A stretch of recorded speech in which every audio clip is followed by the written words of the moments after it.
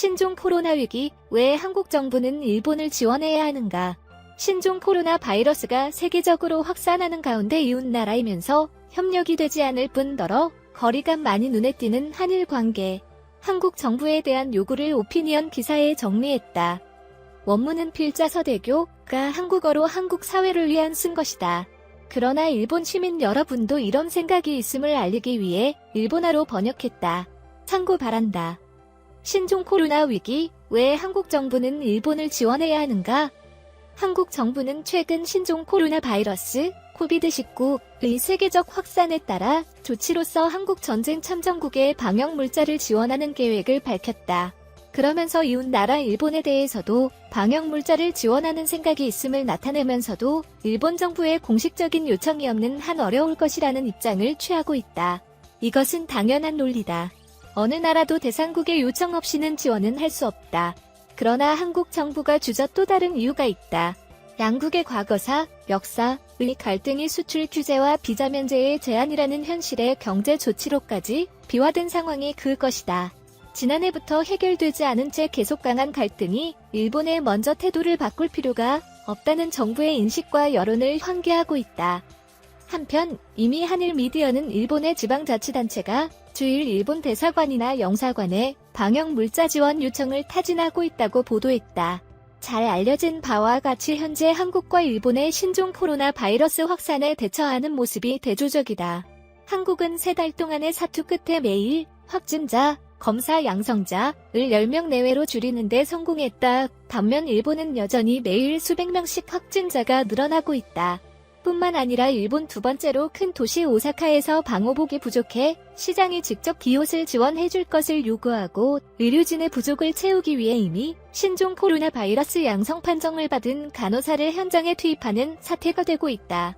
병상 인력, 물자, 장비 등이 전국적으로 모자라 이미 의료 붕괴가 일어나고 있다는 지적이 의료 현장 안팎에서 들려온다. 한국에서도 잘 알려진 소프트뱅크의 손정희 회장의 트위터에는 일본의 지사들이 경쟁적으로 지원을 요청하고 있다. 일본의 열악한 현실을 한국 정부에 충분히 파악하고 있는 것으로 보인다. 이제 한국 정부는 일본 정부의 방역 물자 지원뿐만 아니라 이미 현장에서 신종 코로나 바이러스에 대한 대응 경험을 쌓은 의료진 파견과 각종 방역 노하우의 전수를 적극적으로 타진해야 한다. 이유는 크게 3가지이다. 우선 인도주의적인 측면에서다. 일본 시민은 물론 한국의 동포들도 지원의 손길을 기다리고 있다. 그런 일본 국내 여론의 변화다. 아베 정부의 미숙한 대응에 대한 실망감이 확산이제 강한 혐한 정서를 뒤집어볼 기회라고 판단할 수 있다. 마지막은 한국의 국익 때문이다. 일본에서 신종 코로나 바이러스의 확산이 빨리 진정해야만 한일 간의 경제적, 인적 교류가 재개있다. 신종 코로나 바이러스는 제2차 정치권 대전 이후 최악의 위기, 이다. 이웃나라와 손을 잡고 극복한다. 지금이 큰 도량을 가지고 적극적인 방역 외교를 수행에 가장 적합한 시기이다. 앞서 언급한 바와 같이 일본의 아베 정부의 호응 없이는 한국 정부의 지원은 현실화하지 않는다. 이 부분에서 아베 총리 역시 정책을 수정해야 합니다. 지금의 일본의 의료 붕괴를 초래한 책임을 직시하고 각 지방자치단체가 한국에 지금 요구하는 것이 무엇인지를 정리한다. 그리고 창구를 일어나 하고 한국 정부와 진지한 논의에 임해야 했다. 문재인 대통령도 정상 간의 한라인을 통해 적극적인 지원 의사를 밝히고 국내외 여론을 조성해야 한다. 문장 대통령은 일본과의 관계에 있어서 과거사, 역사, 문제와 그 이외의 경제, 외교 문제를 분리시켜 추진 투트랙 외교를 그동안 강조해왔다. 이번이야말로 이 원칙에 따라 적극적인 대일 외교를 할 때다. 신종 코로나 바이러스의 확산은 국제 질서의 재편을 가져올 수 있다고 많은 식자가 지적하고 있다. 그래서 지금의 상황을 일본 사회에서 잊지 무렵 내리고 솟는 구종주국과 피식민 지배 국가라는 틀을 완전히 끝낼 적이라고 해야 한다. 일본 사회는 이미 충분히 한국의 신형 코로나 바이러스 백신이 성공했다고 느낀다. 한국과 일본, 양국 정부의 용단을 통해 사람들도 구원 미래도 저장 그대로 윈윈한일 관계가 현실이 되는 것을 바라고마지 않는다. 조선일보시론, 권력이 사법 미디어를 개혁한 국가. 1949년 9월 신중국의 구도를 정치협상회의가 열린 시점에서 공산당 등 46단체 662명이 대표로 참석했다. 지금처럼 공산당 일색만은 아니었다. 당시 마오쩌둥은 민주를 한층 강조했다. 민주집중제와 인민민주독재가 대표적이다.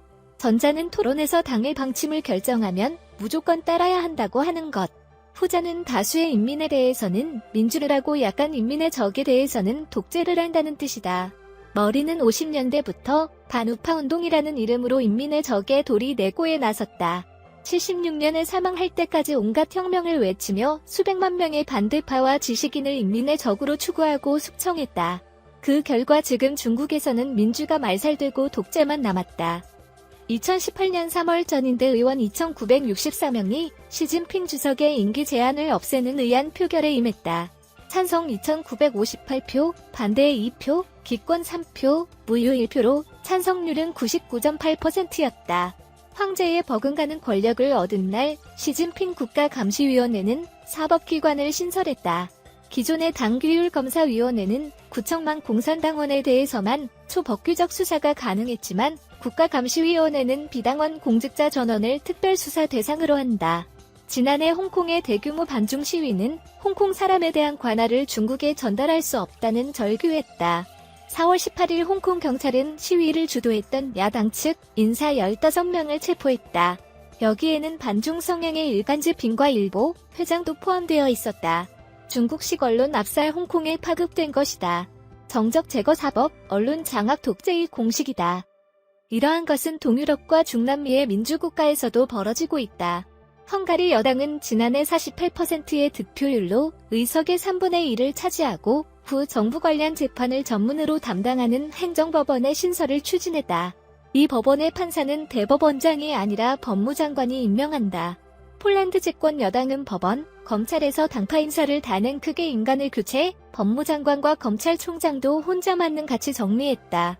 97년에는 페루 헌법재판소가 대통령 3기 연속 취임의 위헌 판결을 내린 것을 받아 대통령이 현재 재판관 7명 중 3명을 해임했다. 위헌 판결 자체가 위헌이라는 것이 이유였다. 지난해 헝가리에서 80년의 역사 야당계 신문이 폐간되었다. 정권 측 기업과 정부의 광고가 끊겨 되어나가지 않게 되었다. 2015년 폴란드 여당은 정부 출범 후 불과 2개월 만에 기자 약 200명을 해고하고 국영 TV와 라디오를 장악했다. 이제 이러한 미디어는 야당을 악으로 묘사한다. 2011년 에콰도르 대통령은 자신을 독재자라고 비난했다 신문을 상대로 거액의 소송을 제기 목소리를 높였다 수 없도록 했다. 또한 베네수엘라 야당 성향의 방송국이 집권 여당의 압박에 의해 정치 뉴스를 점성술 프로그램으로 바꾸는 사건도 있었다. 이들 국가는 사법, 언론 장악을 지내다 하자 선거법과 제도를 고쳤다. 집권 여당이 승승장구할 수 있도록 그라운드를 완전히 기울두는 것이다. 4. 15 총선에서 압승한 한국 여당은 사법미디어 개혁의 목소리가 연일 오르고 있다. 전 정권 인사 약 100명이 적폐로 쫓겨 감옥에 보내졌다. 중국 국가감시위원회와 비슷한 고위공직자범죄수사처의 첫 번째 표적은 청와대, 대통령부, 선거 공작 사건 등을 수사 중인 윤석예치 윤석호요루 검찰총장에 해당 가된다고 한다. 공영방송 등 상당수 언론은 정권 응원단의 역할을 맡고 있다. 권력을 비판하는 것이 아니라 권력을 비판하는 언론을 비판하고 있다. 중국 친구에게 독재를 원하는가 라고 물었다 수익다. 그러자 우리도 민주화 자유를 원한다. 어느새 꿈쩍도 움직일 수 없게 했을 뿐이라는 대답이 돌아왔다. 동유럽과 중남미 국가도 그럴 것이다. 남의 일이라고 할 수 있을까? 기고, 한국 보수는 축복 진보의 독이 될 수. 한국 집권 함께 민주당이 압승, 야당, 미래통합당은 대패했다. 그러나 이번 결과는 보수 세력에게 반대로 축복일지도 모른다. 당내 갈등의 핵심이었던 박근혜 전 대통령에 대한 국민의 최종 결론이 내려졌다고 생각할 수도 있다. 이번 패배를 계기로 보수 세력은 스스로의 방향성을 자성하고 새로운 진용을 제시하여야 한다. 혁신의 길은 피할 수 없다. 나아갈 방향은 외연의 확대이다. 패배에 낙담하지 않고 날개를 펴고 새로운 인물과 정책에 적극적으로 손을 뻗어야 한다. 변화를 두려워하면 돌아오는 일본의 야당 세력으로 현재도 계속되고 있다 지리멸렬 뿐이다. 2012년 자민당 정권을 빼앗겨 해서 일본의 야당 세력은 모두 합해도 15% 안팎의 지지율 받게 되지 않는다. 정권 교체가 가능한 세력으로 국민의 관심을 얻을 수 있지 않은 것이다. 2009년부터 3년 동안 집권한 일본 민주당의 실패에 대해 일본인의 실망이 그만큼 컸던 것이다. 미래통합당의 새로운 인물과 정책 추구를 게을리하면 일본 민주당의 전철을 받게 될지도 모른다. 영남, 경상남북도, 에서의 선전의 안도, 하고는 한다. 진보 세력에게 이번 결과는 새로운 도전이다. 사실 집권 세력에게 미래는 어려움이 기다리고 있다. 대통령의 임기는 절반이 지났지 만대복 정책과 경제 정책에 있어서는 별다른 성과가 없다. 지금까지는 의석수의 부족을 핑계로 변명수 있었다. 그러나 실제로는 새로운 아젠다, 정책 과제를 발굴하고 설득을 통해 실현 의지와 기술이 부족했던 것은 아닐까. 선거는 후보자에 대한 여부만 묻지 않지만 정책은 더 복잡하다. 정치는 몇이라고 불리는 이 정책은 숫자가 전부는 아니기 때문이다. 개별 정책에 대한 승리 연합을 구축할 의석이 늘어나면 더 어려워질 수도 있다. 2004년에 열린 우리당은 탄핵 폭풍 속에서 과반수를 확보했지만 입법면에서의 성과는 미미했다. 선거의 승리에 의해 수만 믿고 정책을 소홀히 하면 위험하다. 함께 민주당은 일본의 집권 세력을 반면 교사로 삼아야 한다. 현재 일본 자민 공명연립 정권은 중참양원에서 개헌 라인 근처를 이미 확보하고 있다. 지난 8년 동안 아베 총리는 수많은 선거에서 모두 승리했다. 그러나 처음부터 약속한 아베노믹스의 또 다른 축인 구조개혁의 성적표는 초라하다. 집권 초기 일본에서는 주가가 상승하고 청소년의 고용 개선에도 성과를 보였지만 연금, 건강보험 개혁과 새로운 성장 동력의 창출 등 중요한 의제는 별다른 성과가 없다. 헌법 개정도 극우를 달래기 위한 립 서비스로 끝날 공산이 크다. 개헌은 시작조차 하지 못하고 지금은 코로나19에 대한 대응에 쫓기고 있어 이대로라면 내년 9월 아베 총리의 임기도 끝난다. 선거에서의 압승은 아베 총리에게 오히려 독이 되었다. 사무학원 문제 들여 학원 문제 등의 스캔들이 잇따라 최근에는 벚꽃을 보는 모임의 사물화 문제까지 나왔다. 장기 집권이 방신과 오만을 낳고 야당 세력과 언론의 반발을 불러 정권의 발밑을 흔들 수 있는 것이다. 문재인 대통령의 임기는 앞으로 2년 반밖에 남지 않았다. 대선 것을 감안하면 실질적으로는 2년도 없다. 지금은 국민 생활의 문제에서 성과를 가져올 여러 정책에 집중하고 거대 여당은 물론 야당 세력도 인내심을 가지고 설득하는 자세를 보여줘야 한다.